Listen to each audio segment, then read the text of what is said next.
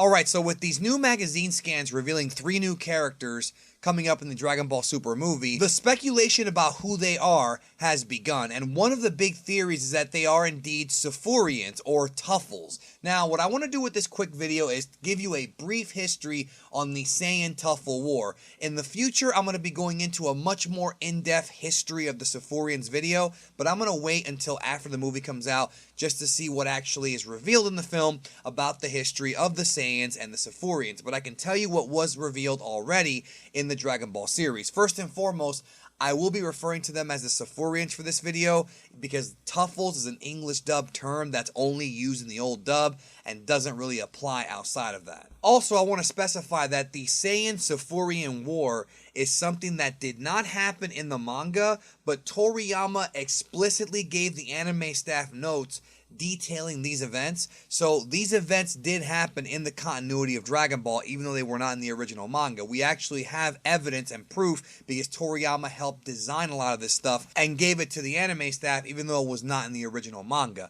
Now, that being said, the Saiyan versus Tsufurian War is one of the most important events in the history of the entire race because it chronicles not only the takeover of the planet Plant, later renamed to Planet Vegeta by King Vegeta, but the rise of King Vegeta into power. So at one time, the Saiyans were originally not from Planet Vegeta or Planet Plant. They were from the original Universe 7 Saiyan homeworld. Dragon Ball Super revealed that that planet is called Planet Sadala. And we find out in Super that there was indeed a Universe 7 version of Sadala that was populated by the Saiyans, but at some point, and we're not really sure why, they migrated to Planet Plant and lived in harmony with the Tsufurians. So for many years, they all lived together and were pretty much in peace. But at some point, and we don't have explicit details on this just yet, King Vegeta and the rest of the Saiyans decided that they wanted to take over the entire planet, and as a result of that, King Vegeta and the Saiyans declared war on the Tsufurians. Now, prior to the war being declared in age 720, the civilizations between the two races were very, very different,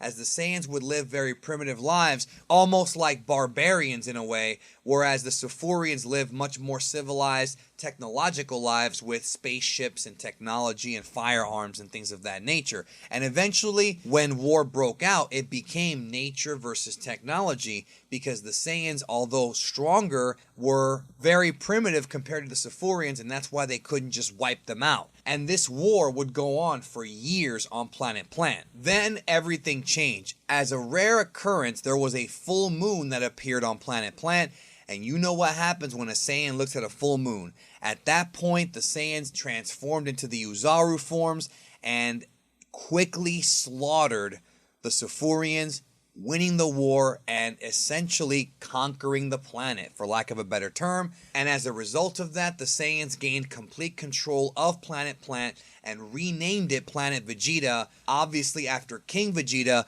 who it's implied he was a very important warrior and a leader during this huge war. This happened in age 730, and thus the Saiyan-Tsufurian War lasted 10 years. Now, things get a little bit hazy when you start talking about different continuities, because as far as we know, the Tsufurian race was completely extinct, made extinct by the Saiyans during this war. However, stories of Tsufurian survivors coming back for revenge have been told in various different Dragon Ball media, but none of it was written by Toriyama.